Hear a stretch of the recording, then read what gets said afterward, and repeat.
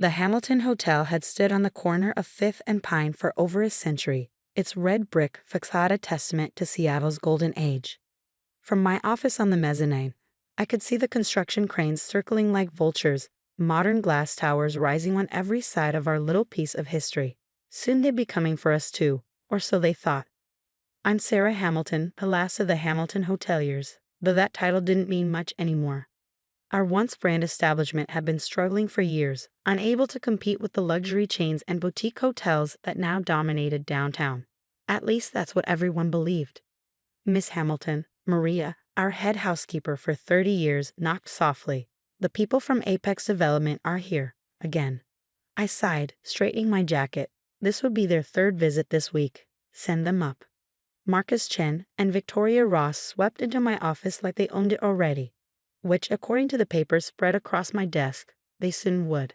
Apex Development had made what they called a generous offer of $2 million for the property, well below market value but enough to pressure a supposedly failing business. Sarah, Marcus smiled, all perfect teeth and expensive suit. Have you had a chance to review the final offer? I glanced at the contract, thinking about the secret I discovered just last night while going through my grandfather's old files. I have some concerns about the historic preservation clauses. Victoria waved her hand dismissively. The building's not officially landmarked. Once the sale goes through, Apex can proceed with our development plans without restriction. That's what they thought. But Grandfather Hamilton had been cleverer than anyone knew. The hotel's losing money every month, Marcus added, his smile turning predatory. Property taxes in this area have tripled. How long can you keep operating at a loss? He wasn't wrong about the challenges. The Hamilton had been struggling ever since my father's death 5 years ago. We'd lost corporate accounts to newer hotels, our maintenance costs were rising, and the property taxes in booming downtown Seattle were crushing. But we weren't quite as desperate as they believed.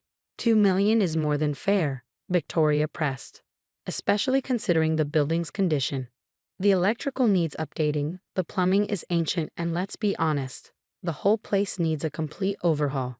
I touched the antique desk that had been my grandfather's, remembering the hours I'd spent here as a child, listening to his stories about the hotel's glory days, about the secret he protected, waiting for the right moment.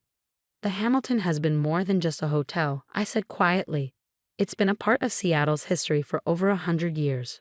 My grandfather used to tell me about the speakeasy in the basement during Prohibition, the jazz musicians who played in our ballroom, the secret meetings during World War II. Fascinating history, Marcus cut in, not bothering to hide his boredom. But history doesn't pay the bills. Our offer expires at the end of the week. After that, well, he shrugged. Banks aren't very sentimental about foreclosures. They left, leaving behind the contract and the weight of their threats. As soon as the door closed, I pulled out the document I found last night, my grandfather's original deed to the property, dated 1973. The deed with a very special clause that Apex's lawyers had somehow missed. My phone buzzed. A text from Tom, my best friend since college and now one of Seattle's top real estate attorneys. Found it. The clause is still valid.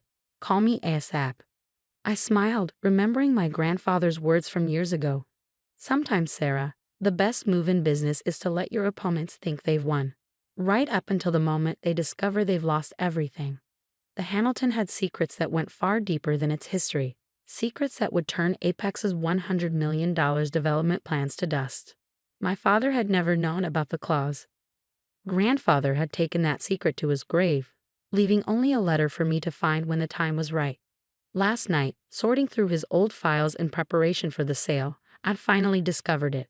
My dearest Sarah, the letter began, if you're reading this, someone's trying to take our hotel. But what they don't know is that in 1973, when Seattle was dying and downtown property was worthless, I added a special covenant to the deed. The Hamilton Hotel can never be demolished or significantly altered without unanimous approval from all living members of the Hamilton family, not just majority approval.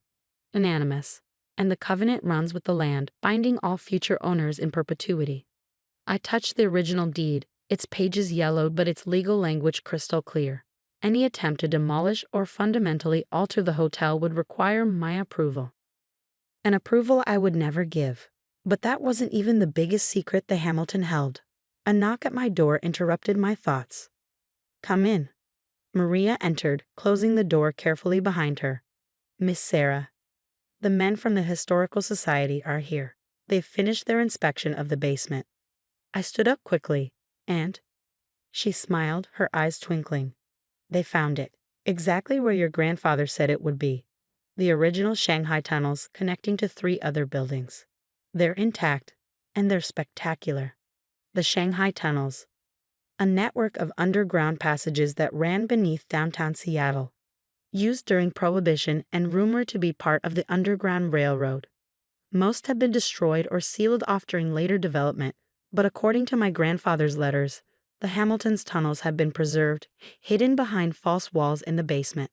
Tunnels that, according to the Historical Society's preliminary assessment, would make the hotel eligible for National Historic Landmark status. Status that would make it virtually impossible for any developer to touch the property. My phone buzzed again. Tom, sending documents proving that the covenant was ironclad. Apex's lawyers missed it completely. His message read, "They have no idea what they're walking into."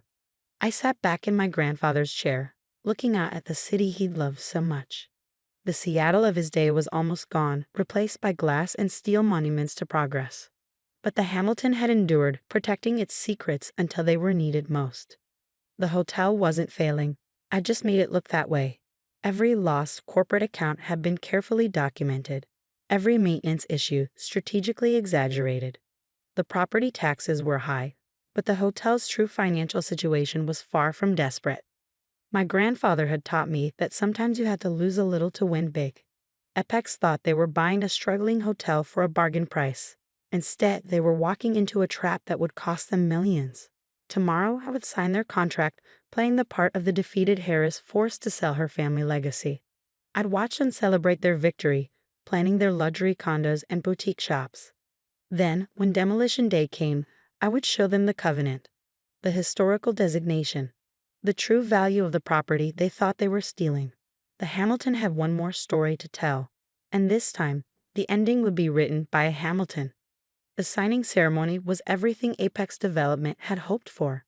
A media event showcasing their latest acquisition in downtown Seattle's transformation. Local news cameras captured my reluctant signature on the sales contract, Marcus Chen's triumphant handshake, and Victoria Ross's perfectly rehearsed speech about progress and urban renewal. The Hamilton Hotel has been a beloved landmark, she announced to the gathered reporters. But it's time for Seattle to embrace the future. Apex's new luxury development will revitalize this entire block. I sat quietly, playing my part as the defeated Harris. Only Tom, standing beside me as my attorney, knew I was fighting back a smile. The next few weeks passed in a blur of activity. Apex's team swarmed the hotel, conducting surveys and making plans. They never noticed that every routine inspection by the Historical Society was carefully documented, building our case for landmark status. Or that every architectural assessment was quietly copied to my files, proving the building's structural integrity. Then came the morning they'd all been waiting for, demolition day. I arrived early, watching the construction crews set up their equipment. Marcus and Victoria stood with their project managers, reviewing plans and checking schedules. They didn't even notice me until I walked up with Tom and Maria.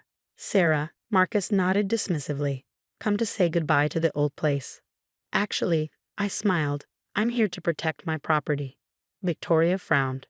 "Your property? You signed it over to Apex 3 weeks ago." "About that." Tom stepped forward, opening his briefcase. "You might want to take a look at these documents first." The next hour was chaos.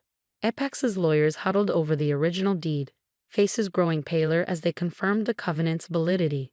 Historical Society representatives presented their findings about the Shanghai tunnels, complete with photographs and preservation requirements. City officials arrived with preliminary landmark designation papers. "This is impossible," Marcus sputtered, waving the deed. "Our lawyers checked everything." "Apparently not carefully enough," Tom replied calmly. "The covenant is ironclad and runs with the land. You can't demolish or significantly alter the hotel without unanimous approval from all living Hamiltons." "Fine," Victoria snapped. "Name your price." I smiled, channeling my grandfather's quiet confidence. "It's not about price. The Hamilton isn't for sale, not for demolition anyway. But I do have a proposition for you. Over the next 2 hours, in my grandfather's old office, I laid out my plan. The Hamilton would remain standing, its historic facade and crucial architectural elements preserved. But the interior would be carefully modernized, combining classic elegance with contemporary luxury. The Shanghai tunnels would become a unique tourist attraction, drawing history enthusiasts from around the world. The property is worth $100 million as a teardown, I explained, showing them the market analyses and projections. But as a unique historic luxury hotel with an exclusive underground tour, we're looking at potential revenues of $50 million annually. Marcus leaned forward despite himself. We're developers, not hoteliers. No, I agreed. But I am. Fifth generation, in fact. The Hamilton hasn't been failing. I've been deliberately operating at reduced capacity while documenting everything. Our reputation in the industry is still sterling.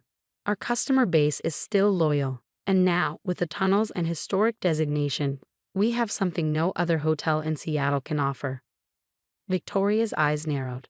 What exactly are you proposing? A partnership. Apex provides the capital for renovations, following historical preservation guidelines.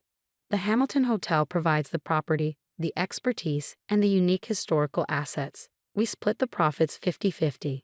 And if we refuse? Marcus challenged. Tom smiled. Then you own a property you can't develop, can't demolish, and can't sell for anywhere near what you paid. Meanwhile, the historical designation will require expensive maintenance and preservation measures. The negotiations lasted well into the night. By morning we had a deal. Apex would fund a $50 million historical renovation, preserving the hotel's character while modernizing its amenities. The Shanghai tunnels would be restored and open for tours. Most importantly, the Hamilton would remain a hotel operated by its original family. 1 month later, I stood in the grand lobby watching the restoration work begin. The original marble floors were being carefully cleaned, the brass fixtures polished to their former glory. Upstairs, rooms were being elegantly updated while maintaining their historic charm. Maria appeared at my side, smiling at the activity. Your grandfather would be proud. He planned it all, I said softly. The covenant, the hidden tunnels, even the timing. He knew someday someone would try to tear down his life's work, so he made sure they couldn't. The hotel reopened 6 months later to rave reviews. History meets luxury, the Seattle Times declared. The Hamilton Hotel reveals underground secrets, wrote the Travel Channel. Our occupancy rate hit 95% within weeks. Marcus and Victoria, to their credit, adapted quickly to our new partnership. They discovered that preserving history could be as profitable as destroying it, sometimes more so. The Shanghai Tunnel tours became the hottest ticket in Seattle tourism. One evening, as I sat in my grandfather's office watching the sunset paint the city gold, I found another letter hidden in his desk. This one was dated just days before his death. My dearest Sarah, it read, by now you've saved the Hamilton and discovered its true value. But the real treasure isn't in the tunnels or the covenant or even the hotel itself. It's in understanding that progress doesn't always mean demolishing the past. Sometimes it means building on its foundation, preserving what matters while adapting to change. You've done that beautifully. The Hamilton isn't just a hotel. It's a bridge between centuries, a keeper of stories, a reminder that some things are worth saving.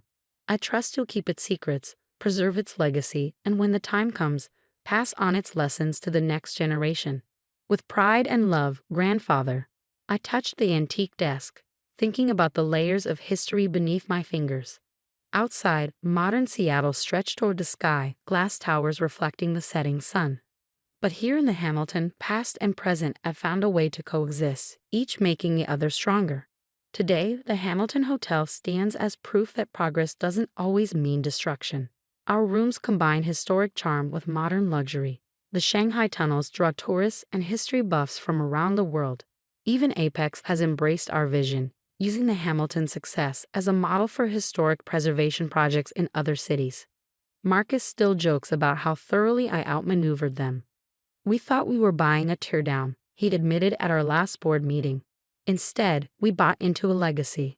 The construction cranes still circled downtown Seattle, but they no longer feel like vultures. Change is inevitable. But some things, history, family, integrity, endure. The Hamilton protected its secrets until they were needed most, just as my grandfather protected his greatest lesson. Sometimes the best way to build the future is to preserve the past. Every evening, I walk through the hotel just as my grandfather did, greeting guests, checking details, ensuring the Hamilton standards never waver. The original key rack still hangs behind the front desk, though the keys are now electronic. The grandfather clock in the lobby still chimes the hours, its brass face gleaming. And somewhere below, in the restored Shanghai tunnels, tourists gather to hear stories of Seattle's past. They say every historic building has its secrets. The Hamilton's secret was that it was never just a hotel. It was a testament to the power of patience, preservation, and the quiet strength of those who protect what matters most. As for me, I'm just the latest in a long line of Hamilton hoteliers, keeping our legacy alive one story at a time. And someday, when another developer comes calling with dreams of glass towers and profit margins, they'll learn what Apex learned. Some things are worth more than money, some buildings hold more than memories, and some battles are won not with force, but with foresight. The Hamilton stands ready for its next century, its red brick facade a proud reminder that not all progress requires destruction. Sometimes the greatest victory is simply standing your ground, protecting what matters, and proving that the best stories are the ones that endure.